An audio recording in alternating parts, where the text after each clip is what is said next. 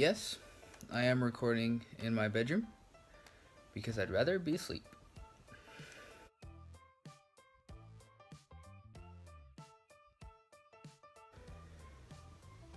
When people tell you that things are going to be hard, it doesn't really help. I mean, it kind of helps. It can maybe adjust your expectations a little bit, but until you go through it, you really have no idea what you're in for. And this is hard. This is really hard. I went to the hospital again today to see our baby, and well, it's not bad news. It's just delayed news.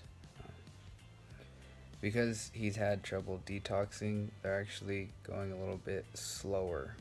He's close. He's at a 0.06, which means that's how many milligrams of morphine that they're giving him as part of his detoxing.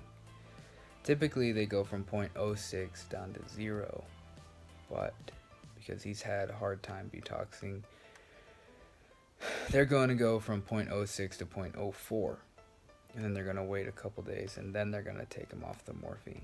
And that's fine, that's good. But then it's another 5 to 7 days after that until they discharge him. So my guesstimation of a couple weeks that I've been saying for a month now is still a couple weeks, and that hasn't really changed. So what that means for us is more driving to Seattle, more time in hospital, more time off work, more time away from our daughter, or with our daughter in the car seat for hours. And people said that this would be hard, and we knew it was going to be hard. But I don't think there's any way we could know how hard it is, how hard it's going to be moving forward. I mean, we are just exhausted.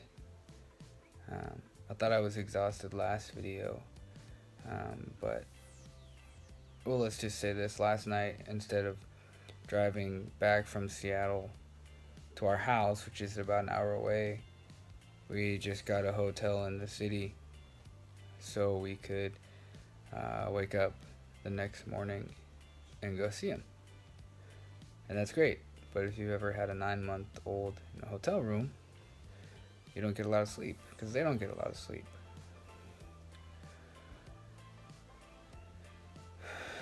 And then after we were with him for a couple hours, then we had to drive home. When we got home, our home was a mess. We had to clean our home, and we still had to, feed our baby and get everything in order for work tomorrow. My wife actually called out because she's going to go back and see the baby tomorrow. So now it's a question of, like, how long can we afford to keep doing this? We fill the car up with gas every other day, and we're missing paychecks in order to go down and see him. So that's a question. It's not necessarily a fear.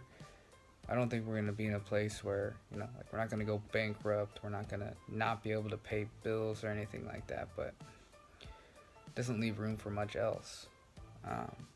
And it leaves a lot of questions, where's the money going to go to save for a house or to save for retirement, or, these different things. They're now being intruded upon because of all these delays that we're experiencing.